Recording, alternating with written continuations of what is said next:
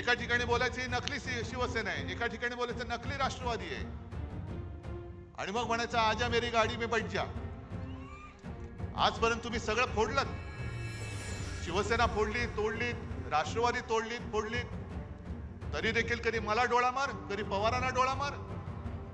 जमलेल्या माझ्या तमाम देशभक्त बांधवांनो, भगिनीनो आणि मातांनो, मी मुद्दामून देशभक्त बोललो, कारण ही लढाई देशासाठी आहे.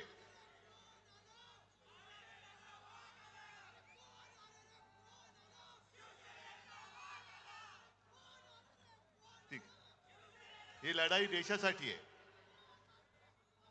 आणि माझ्या भाषणाला सुरुवात करण्यापूर्वी, आज अक्षय तृतीया आहे, परशुराम जयंती आहे, बसवेश्वर महाराजांची आहे.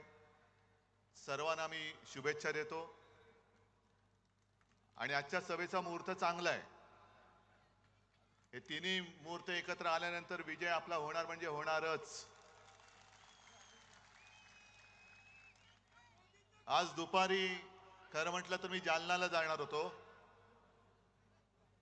पण तुम्हाला सर्वांना कल्पना आहे कार्पेट वगैरे सगळं भिजलंय, तुम्ही पण बसल्यात तिकडे चिखल आहे. निघण्यात तेवढ्यात पाऊसच सुरू झाला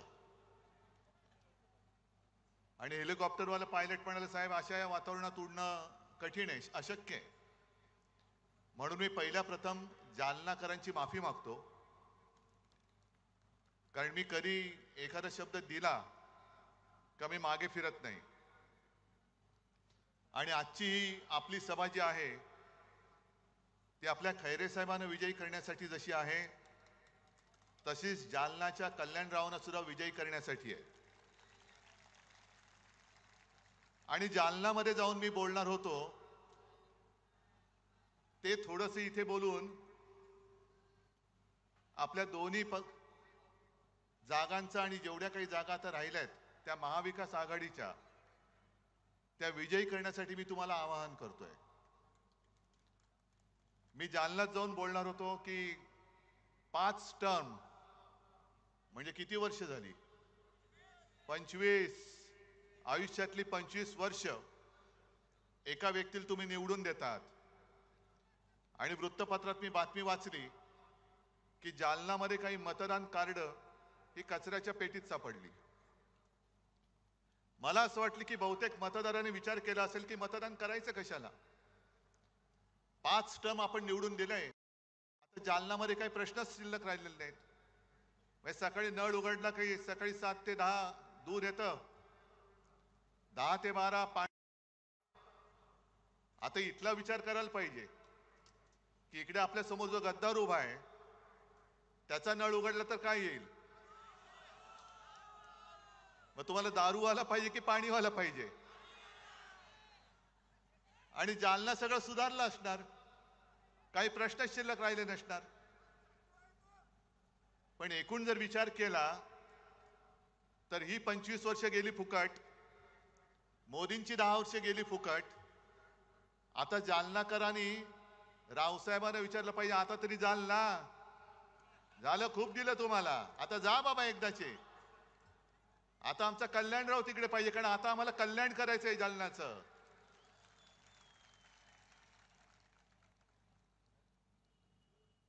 झालंय असं की महाराष्ट्राने मोदीजींना झुकवलेलं आहेच, महाराष्ट्राने झुकवले.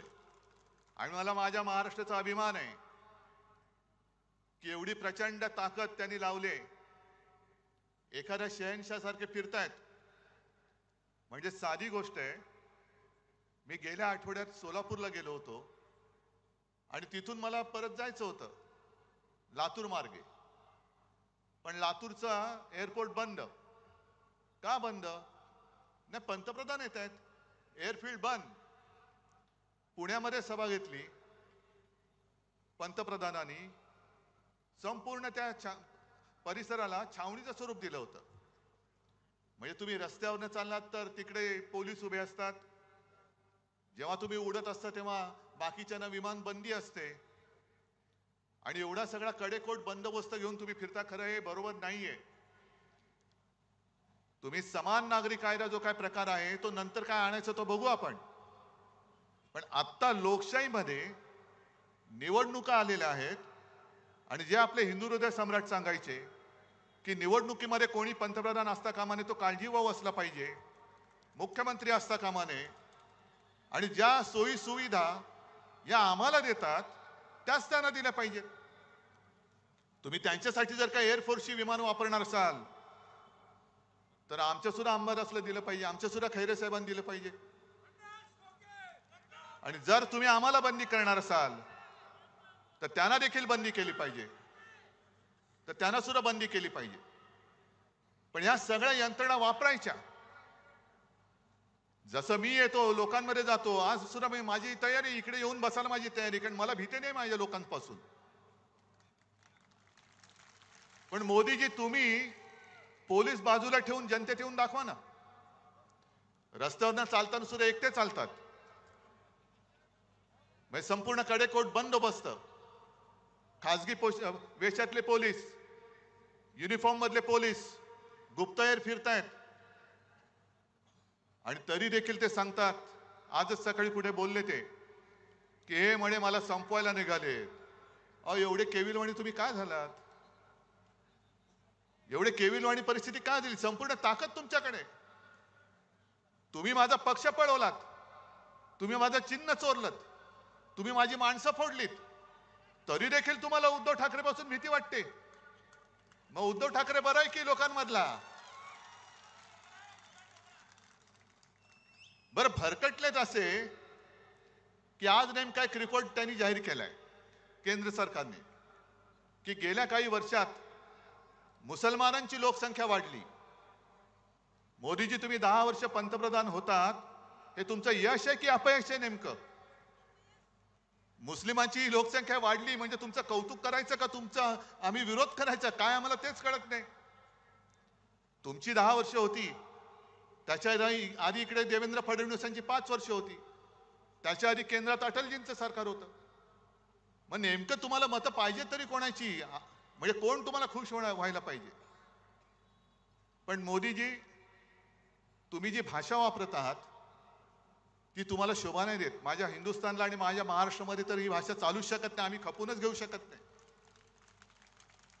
कारण हा महाराष्ट्र आणि हा मराठवाडा हा साधू संतांचा आहे, एकमेकाचा आदर करणार आहे. अरे पंढरपूरच्या वारीमध्ये सुद्धा फुगड्या वगैरे खेळल्यानंतर एकमेकाच्या पाया पडून आशीर्वाद घेण्याची, शुभेच्छा देण्याची प्रथा परंपरा आमच्या महाराष्ट्रामध्ये आहे. आणि नेमकं तुम्ही ठरवा काय करायचंय ते. आजपर्यंत तुम्ही सगळं फोडलत.